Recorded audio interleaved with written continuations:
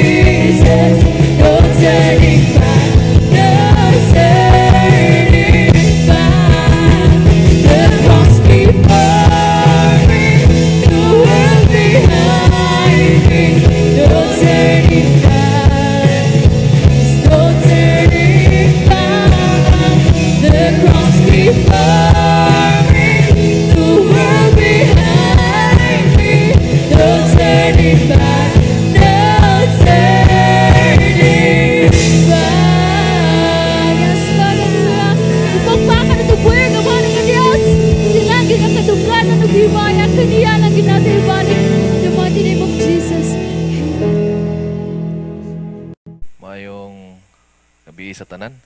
Salamat og dako sa Ginoo sa dako kayo nga opportunity nga maka pamalandong na usab kita sa pulong sa Ginoo. Pinaagi nini madasig ang atong kagalingon samtang kita naa sa atong tatag sa kapanimalay. So alang sa atong pagsugod, akong gihangyo ang tanan sa pagdungo sa ulo, magampo ta. Gamanan og balaan ng mga Dios pasalamat kami nining kagabihon karon. Salamat Ginoo sa imong makanunayon nga pag-amping ka namo bisan pa man Ginoo sa pag-provide sa tanan namo nga gikinahanglan. Samtang kami naa sa among tagsatag sa kapinuyanan, padung ka Ginoo nga maga-keep ka namo ang gugma, ang grasya kanunay nga among misanati kada adlaw. Lord, dasiga kami pinagi sa imong pulong karon. Pakigsulti ka namo ug giyahi kami sa mga butang nga agay ug dapat namong buhaton sa among pagkinabuhi kada adlaw. Dalaygon ka Ginoo sa walay katapusan kini tanan amo ilang isalig ang tanan sa ngalan ni Hesus nga mong Ginoo ug manuluwas. Amen. Okay, so maayong gabi pag-usab sa tanan. Mga igsoon, kumusta ang atong pangadawad-adlaw nga pagpangalagad sa Ginoo? Kumusta ang atong kahimtang samtang kita naa sa atong tagsatag sa panimalay? Salamat ta sa Ginoo nga samtang nagkadugay ang atong pagpuyo sa atong sa tagsa kapanimalay, naka sinati ta, naka kinabuhi ta kanunay uban sa atong pamilya. Nakita kanunay nato ang atong pamilya, nakauban nato kanunay ang atong pamilya ug mao na ang atong dakog pasalamatan sa Ginoo. So nining kagabihon karon magiusab kita sa pagpamalandong sa pulong sa Ginoo, sa pagdasig sa matag usa sa pagpadayon sa pagkinabuhi, pagpangalagad sa Ginoo. So nining kagabihon karon ato ta sa pagpamalandong sa pulong sa Ginoo diha sa Juan kapitulo 15 bersikulo 5 hangtod sa bersikulo 7. Base sa atong tema nining bulan sa Mayo, the blessings of the obedience and the curses of the disobedience. The curses of disobedience. So mao na ang atong tema nining bulan sa Mayo niya atong basahon ang Juan 15:5 ngadto sa bersikulo 7. Diyan ako kuha ang mensahe nato nining kagabihon karon. Matud pa sa Juan 15:5 ngadto sa 7, I am the vine and you are the branches. He who abides in me and I in him, he bears much fruit. For apart from me, you can do nothing. If anyone does not abide in me, he is thrown away as a branch and dries up. And they gathered them and cast them into the fire, and they are burned.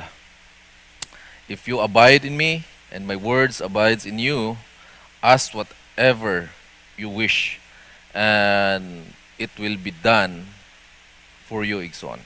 So, salamat sa pulong sa Ginoo. Tuta sa pagpadayon sa pagisgot nini.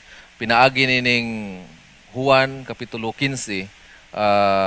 Ang pasahe gyud nini sugod sa 1 hangtod sa 8, pero ako lang gikuha ang 5 ngadto sa 7 tungod kay anhi magtuyok ang atong mensahe ning kagabihon karon. Pinaagi sa bersikulo 5 ngadto sa city, aduna tay mga sikretong butang nga atong makatunan sa giingon ni Jesucristo sa 5 ngadto sa city. Ang butang nga atong makita niya is unsaon nato o ang sikreto sa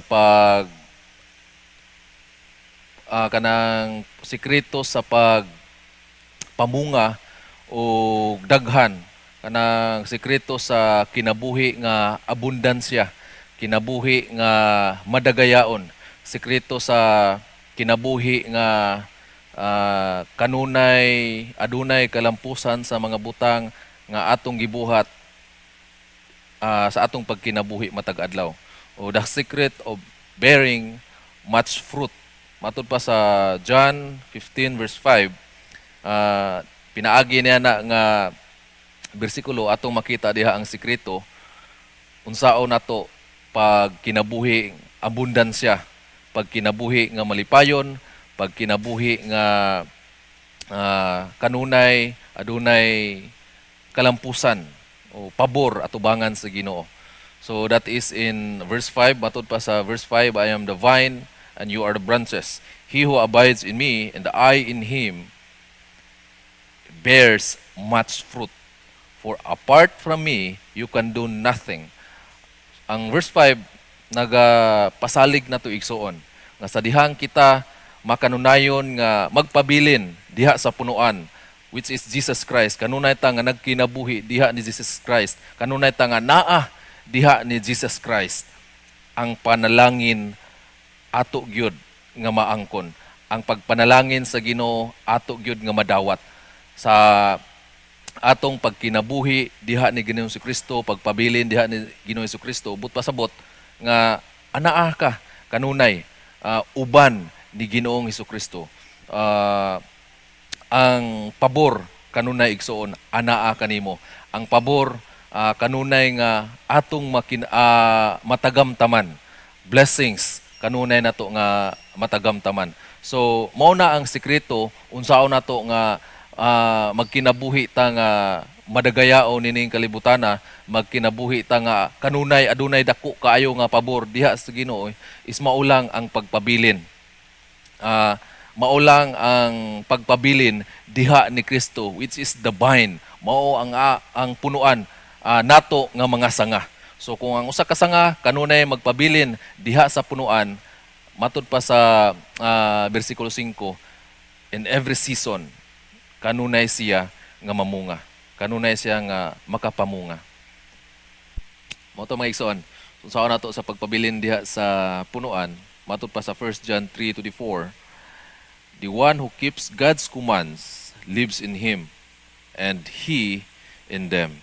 So mao na siya ang key sa pagpabilin nato sa punuan is wala and maigsoon sa pagsunod lamang, pagtuman lamang sa kasuguan sa atong Ginoong Jesucristo, obedience. So adunay mga resulta sa dihang kita mo obey or musunod mutuman sa kasuguan sa atong Ginoong Jesucristo. Matud pa sa John 15 verse 5, we can bear much fruit. Sa John 15 verse 10, matud pa sa verse 10, we abide in His love. So sa dihang kita magpabilin o mutuman sa kasuguan sa atong Ginoong Jesucristo, magpabilin kita diha sa punuan, pinagi sa pagtuman sa iyang makasuguan, we abide also in His love. Mo na ang giingon sa verse 10 sa John 15, if you keep my commands or commandments, you will abide in my love, just as I have kept my Father's commandments and abide in His love. So makapabilin kita diha sa gugma sa Ginoo sa dihang kita magtuman o mutuman o obey sa kasuguan sa atong Ginoong Jesucristo.